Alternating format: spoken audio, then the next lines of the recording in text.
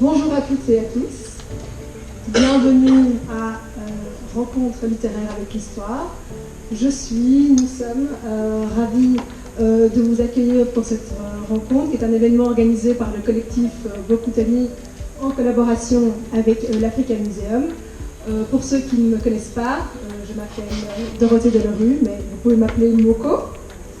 Je fais partie des membres fondateurs du collectif Bokutani, qui a pour objectif la promotion des auteurs et des livres du Congo. Alors notre rencontre aujourd'hui est un des 5 projets qui a été sélectionné parmi 45 pour célébrer les 125 ans, 5 ans du musée. Et je tiens à exprimer ma gratitude envers le jury pour avoir évidemment choisi notre projet. Je suis très éclairée, évidemment. Et je tiens aussi à remercier les autres membres, cofondatrices de Bokutani, ainsi que toutes les jeunes bénévoles qui sont ici aujourd'hui pour faire de cet événement un succès. Je tiens aussi tout particulièrement à remercier Nadia, qui est responsable de la programmation culturelle ici au musée, pour son soutien tout au long de l'organisation de cette journée. Alors, notre objectif aujourd'hui est de vous emmener à la découverte du Congo et de son histoire à travers les plumes des auteurs du Congo. Au programme, nous aurons 3 moments forts, j'ai envie de dire. Voilà, la conférence qui va commencer ici, le parcours.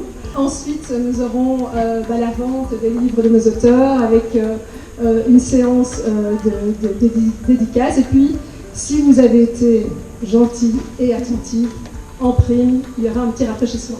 Commençons donc avec notre conférence, qui a pour objectif de répondre à la question centrale: que nous apprend la littérature congolaise de l'histoire du Congo? Alors la littérature congolaise ne déroge absolument pas. Nous avons des piliers tels qu'Antoine Roger Bolamba ou encore Paul Lomami Chibanda, qui sont considérés comme étant des pères fondateurs de la littérature congolaise, littérature écrite congolaise.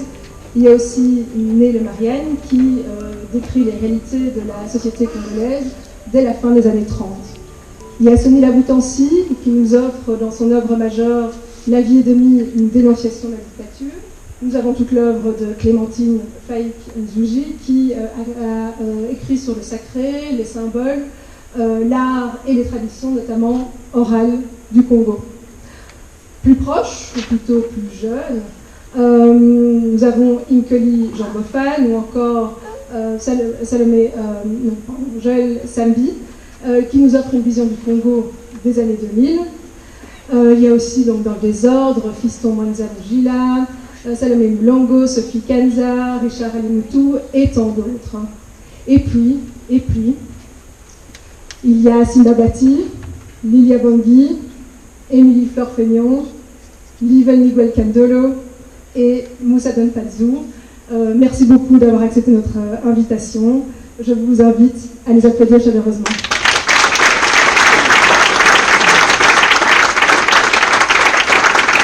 Alors, en plus, je vais m'asseoir, nous avons Blaise Dalla qui était censé arriver ce matin du Canada, mais dont le vol a été malheureusement annulé.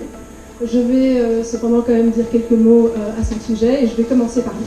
Blaise Dalla, c'est l'auteur de 3 romans. J'irai danser sur la tombe de Sangor, Sans capote ni Kalachnikov, ou encore Dans le ventre du Congo. 3 romans à succès, tous traduits ou en cours de traduction anglaise. Et Dans le ventre du Congo a été primé à 3 reprises. Le prix Amadou Kourouma 2021, le prix Ivoire 2021 et le prix Cheikh Américain 2022. Alors, pour Blaise Dalla, les romans historiques, c'est un peu son dada. Alors, il n'est pas historien et pourtant, tous ses livres s'inscrivent dans un contexte qui pousse à la réflexion et à la curiosité historique. Le baron et tout le comité travaillent d'arrache-pied pour faire les choses de la manière la plus intelligente possible. De cela, je peux vous assurer. Réponse.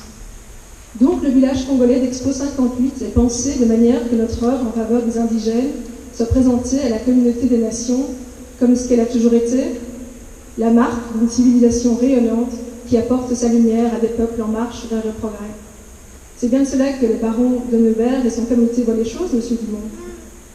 Le baron de Nevers, monsieur le grand maréchal de la cour, prend au sérieux le mandat que le palais et le gouvernement ont bien voulu lui confier. Au sein du comité, nous continuons à travailler sur la question des colonies et sur d'autres questions tout aussi importantes, avec intelligence et patriotisme. Dans le livre de Blaise Dalla, son héroïne, donc la princesse Chala, se retrouve notamment dans un bar, le Léo Bisengo, où elle dit « C'était la première fois que je voyais autant d'évolués rassemblés en un seul lieu.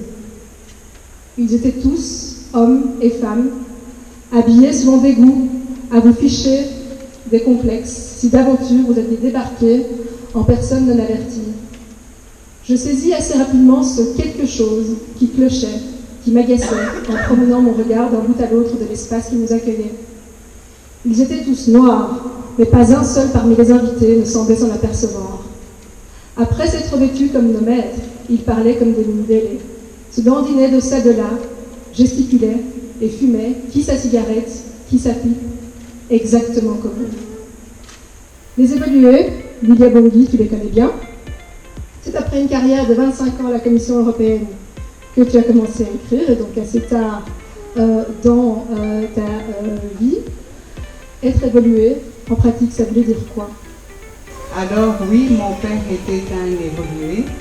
Il disait que durant la période d'enquête préalable à ce statut, on pouvait débarquer à n'importe quel moment chez lui pour visiter les lieux, aller d'une pièce à l'autre,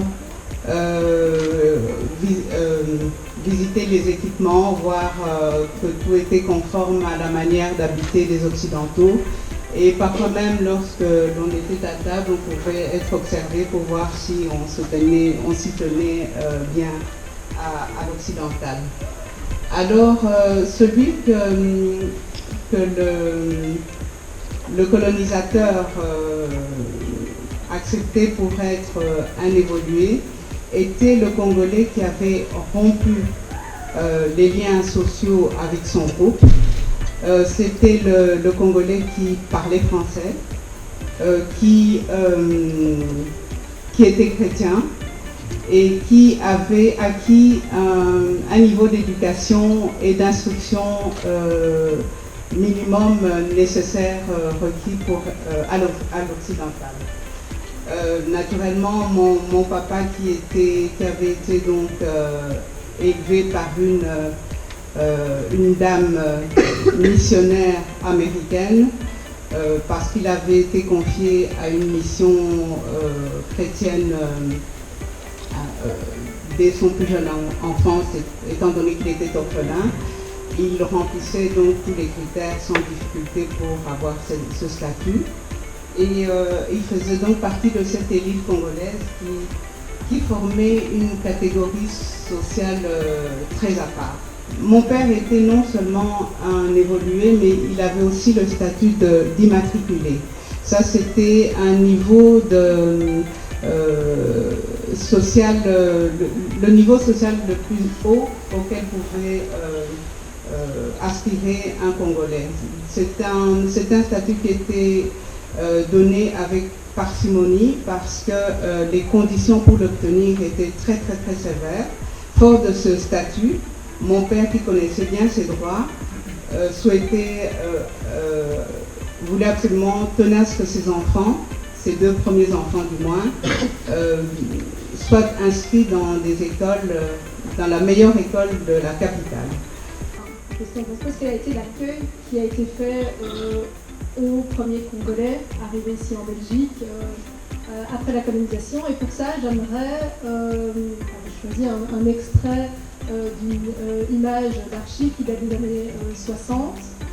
Vous entrez en première candie à l'université de Bruxelles. Ici, vous serez peut-être au cours à côté d'un noir. Est-ce que cela pose un problème pour vous? Non, je ne pense pas que cela pose un problème pour moi.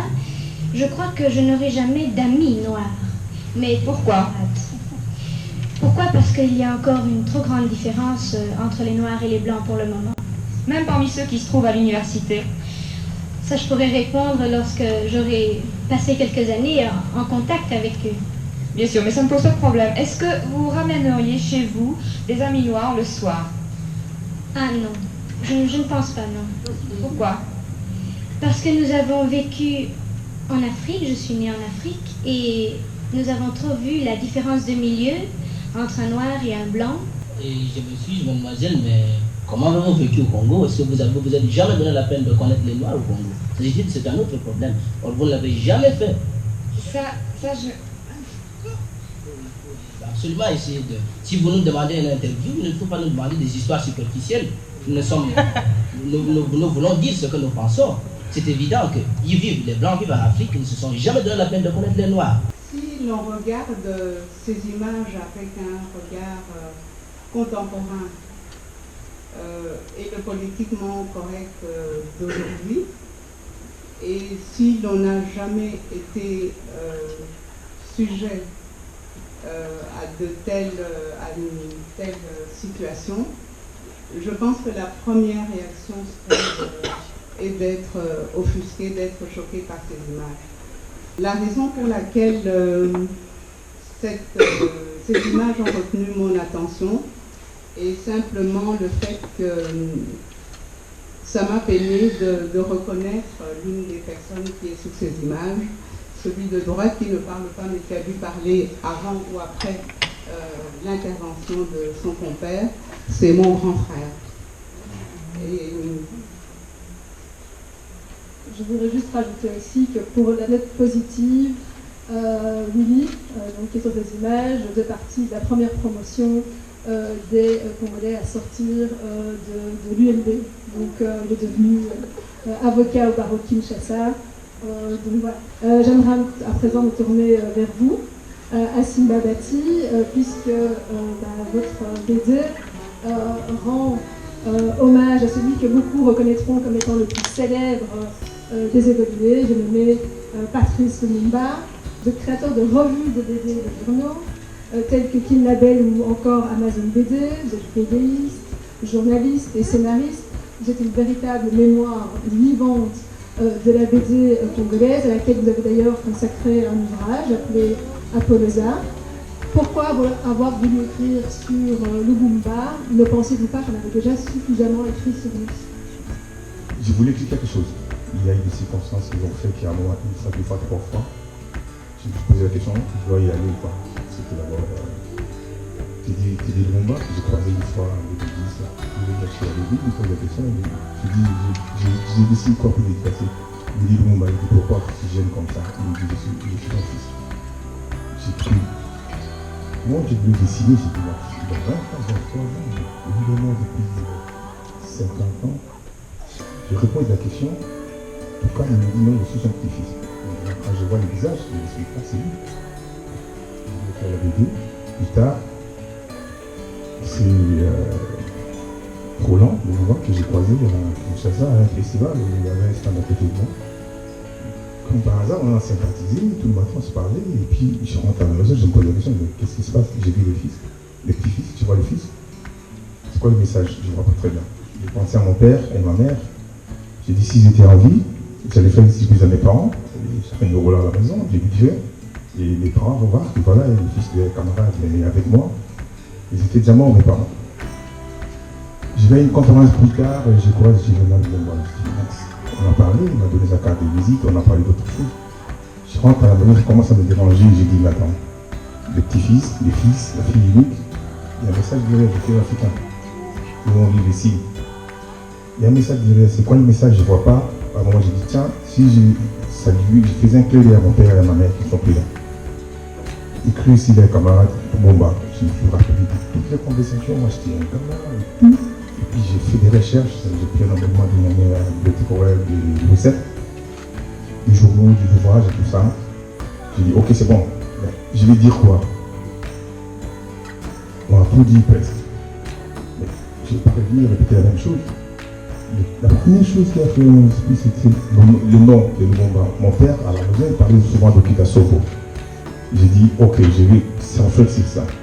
En allant là-bas, j'ai découvert finalement que ce n'était vraiment pas ça. Okitasomo, c'était le nom entre camarades, et ses camarades l'appelaient Okitasomo. J'ai découvert le nom de Lumumba, le vrai nom de Lumumba à la naissance. J'ai dit, je mets ça en avant. Finalement, le nom de son père et le nom de sa mère, beaucoup de Corans ne connaissent pas. Et justement, c'est quoi ce nom?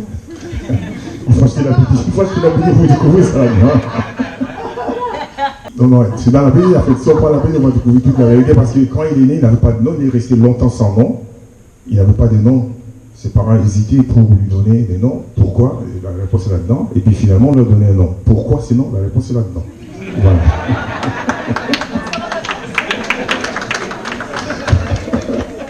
Tout à l'heure, nous parlions du contexte social dans lequel Lilia Bondy et son héroïne sont arrivés en Belgique, et donc dans votre livre, donc coécrit, livre en néerlandais. Les questions du racisme et de l'identité sont centrales. Et je pense que d'ailleurs au début du livre, Lieven, tu te demandes ce que ça veut dire aujourd'hui d'être noir en fait en Belgique. Je dois alors retourner vers la jeunesse en fait du livre pour mieux expliquer le contexte. Donc en fait, de base, je voulais écrire un article sur le mot afro-belge, parce qu'à l'époque, c'est de plus en plus utilisé dans les médias, dans les recherches scientifiques. Bon, avec les temps, je ne dis plus trop ces mots, j'ai expliqué le terme afro-descendant, mais à l'époque, je disais ça. Et j'avais parlé de ça avec une collègue à moi, Anouk Benz, parce qu'en fait, c'est elle aussi qui nous a aidé à écrire ces livres. Et à l'époque, elle m'avait dit, écoute, c'est intéressant que tu écris un article sur ça, mais ça serait plus intéressant si tu écris avec quelqu'un qui était contre ces termes afro-belges. Et là, je pensais à lui, Don Panzo. Oui, exactement, tu étais contre. Et en fait, à l'époque, pour pas dire le seul, un des seuls activistes qui disait bah, je suis contre le terme afro-belge. Un peu plus tard, plusieurs gens l'ont suivi, mais bon, ça c'est pour plus tard. Et donc en fait, on a écrit alors, on a allé chercher une manière, en fait, comment on va faire en sorte que nos opinions, en fait, soient mises à côté de l'un de l'autre d'une manière respectueuse. Et c'est là, en fait, après avoir réfléchi avec ensemble avec un Dr. Benz, on a eu l'idée d'écrire une lettre. Mais ce qui est plus marrant, en fait, de l'histoire, c'est que quand on a écrit la lettre, on a proposé ça chez The Standard, donc c'est un des plus grands journaux en Flandre. On s'est dit, ok, on va publier ça sur The Standard, et puis chacun fait sa vie.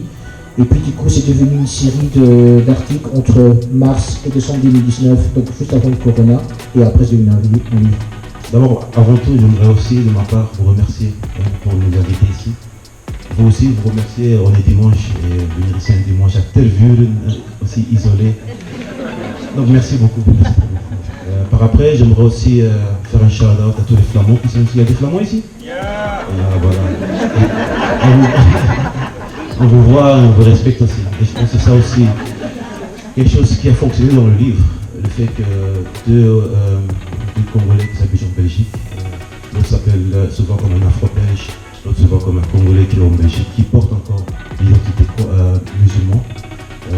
C'est pour nous un plaisir de pouvoir discuter aussi bref dans une plateforme qui a atteint beaucoup plus de gens que notre propre contexte, notre propre peuple, notre propre communauté flamande aussi, pour dire et expliquer, parce que je vois ici, il y a plus de francophones que des flamands. Donc quand il y a des Congolais ici, je présume que c'est plus des Congolais francophones. Non, mais comme vous voyez aussi, en fait, ce qu'on a voulu montrer, c'est que l'identité congolaise, elle est très diverse, elle est vaste, comme le Congo est vaste.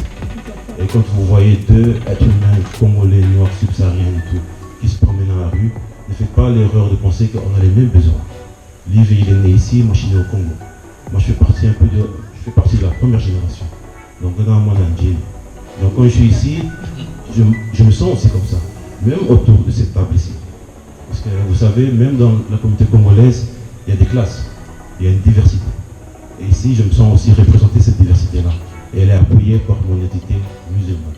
Une identité qui est aussi, pour certaines nouvelles, beaucoup de gens ne savaient pas qu'il y a des musulmans congolais. Mais en vous disant qu'au Congo, il y a 10% de Congolais et musulmans. C'est pour ça que je me dis, non, écoute, maintenant que j'ai la voix, que moi et Liv, on a cet impact sur la Flandre, viens, on va parler de ça aussi. L'être, et là je vais terminer, l'être en fait, je l'ai écrit pendant la période du Ramadan. Le dernier jour du Ramadan, juste avant la clôture du Ramadan. Quand tous les musulmans sont en train d'attendre, c'est ce demain ou c'est après-demain, à ce moment-là. Je l'ai écrit et c'est avec toutes les émotions, c'est que tu trouves, quand tu relis la lettre, excusez-moi, vous allez vous retrouver dedans. Donc j'espère que les plateformes, les gens qui sont ici, pourront faciliter aussi dans le futur les discussions sur la religion et ne pas forcément marginaliser la famille. C'est un peu ce que j'essaie de faire. Merci David. Pour faire donc un lien vers toi, Émilie Fleur-Peignan, donc j'aimerais commencer par préciser que toi aussi tu as un pied sur chaque rive du fleuve Congo, que tu as vécu d'ailleurs sur les deux rives et que tu es né de l'union de deux métis, un métis franco-congolais de Brazza et une métisse belgo-congolaise de Kinshasa. Alors toi, Émilie Fleur-Peignan, tu écris depuis toujours, tu as enchaîné contes, poèmes, romans autobiographiques. Tu es métisse, mais pourtant quand nous nous sommes vus cet été, tu me disais que la première fois que tu voyais des couples mixtes, j'entends noir, blanc, se balader main dans la main, ça t'a choqué. Pourquoi ?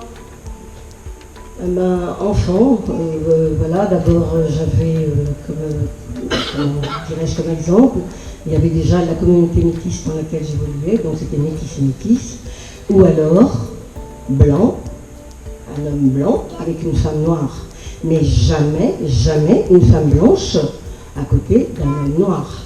C'était un outrage à la race blanche.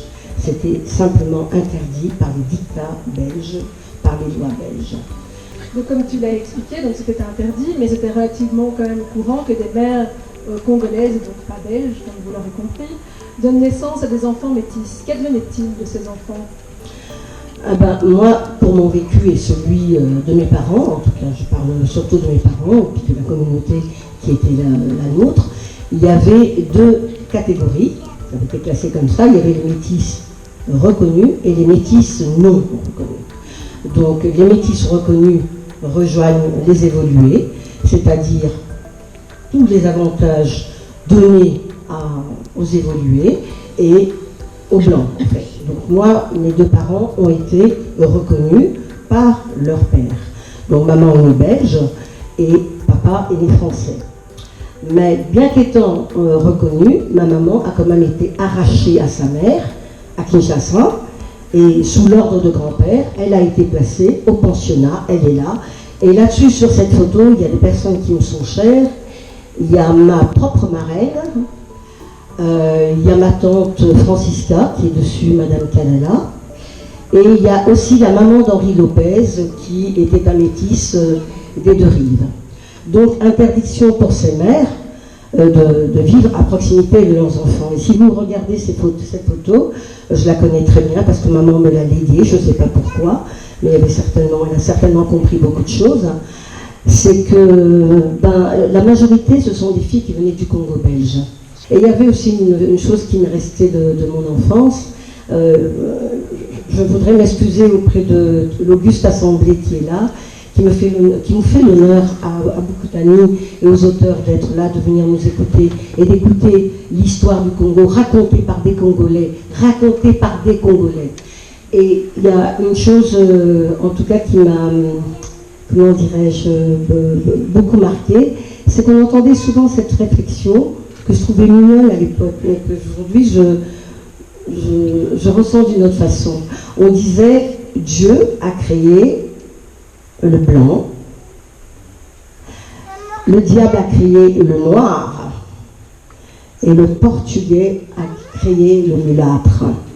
Pourquoi ? Parce que les Portugais étaient les Européens qui ont eu le plus le courage de reconnaître leurs petits-enfants métis. Il fut une époque, en tout cas celle de mes parents, qui n'a pas été facile d'être métisse. Voilà. Et donc quand je regarde cette assemblée devant moi, toute coloriée, ces mélanges de couleurs, parce qu'il n'y a pas de race, il y a la race humaine, et le mélange est juste beau. Et je suis très émue aujourd'hui de pouvoir être là, à 75 ans, et de voir se réaliser ce dont j'avais rêvé enfant. Plus d'interdiction, parce que l'amour n'a pas de couleur. Voilà.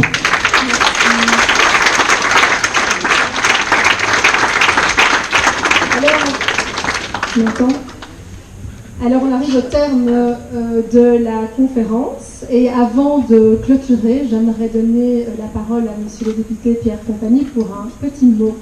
Je suis heureux d'être un des invités d'aujourd'hui. Heureux pourquoi ?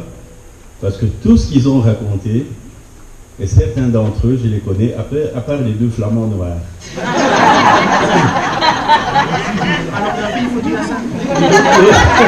Voilà. Ils sont jeunes, ils sont en train de bousculer le monde. Alors, très rapidement, je me retrouve dans tout ce que vous dites. Je suis fils d'un évolué. Un évolué qui pouvait payer un billet d'avion aux années 50 pour faire voyager son épouse et tous les Blancs à l'aéroport fascinés. Je regarde là la métisse, descendant de métisse. D'ailleurs, ce matin, je parlais à une métisse, fille de mon cousin qui est métisse, pour lui dire arrêtez de penser à vos histoires de métisse. Si vous êtes en Amérique, qu'il y a un problème, lorsqu'il y a un gâteau à partager, vous n'êtes que de noirs. Alors, défendez votre communauté, l'autre communauté blanche. Il y a des gens intelligents, il y a des gens, tous les blancs ne sont pas racistes. Et surtout ceux qui étaient restés ici, qui ne savaient pas que de l'autre côté, il y avait de l'or en barre. Que les autres prenaient ça, silencieusement, ils revenaient faire leur retraite ici. Le fils d'un évolué qui a parfois mis en difficulté le colonialiste. Mais maintenant, nous sommes en train d'avancer. Il est bon que vous écriviez l'histoire. Il est bon que l'histoire s'écrive. La métisse au milieu, je lui ai donné un prix de Dounia dans les awards très importants. Et celle qui est assise à côté de notre présentatrice n'est rien d'autre qu'une dame qui a grandi, travaillé avec ma cousine métisse pendant 25 ans à l'Union européenne. Et ces métisses-là, je vous le dis, ma cousine, son papa avait épousé ma tante en 1945. Donc, plus âgé que tout le monde puisse en parler.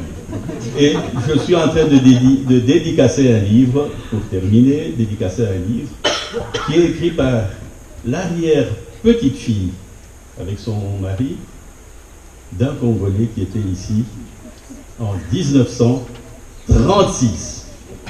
Il avait épousé une femme blanche. Et le comble, c'est que le père, évidemment, a refusé d'abord un blanc, parce qu'il bégayait, suite à un accident, et après il refusera un noir, ce qui est normal. Mais plus tard, c'est noir qui était venu boy, jardinier, était devenu coiffeur, avec sa maison de coiffure à Etterbeek, et il logera son beau-père et sa belle-mère chez lui. Il dira à sa femme, ils n'ont plus rien, ils ont tout perdu, on ne peut pas les laisser comme ça dans la rue. Voilà l'histoire, je l'ai brossée rapidement et je vous félicite pour ce que vous êtes en train de faire ici. Faites-en encore plus grand. Que les Blancs, les Noirs, tout le monde arrive à se comprendre et que nos jeunes Flamands ici arrivent à bien expliquer. Merci.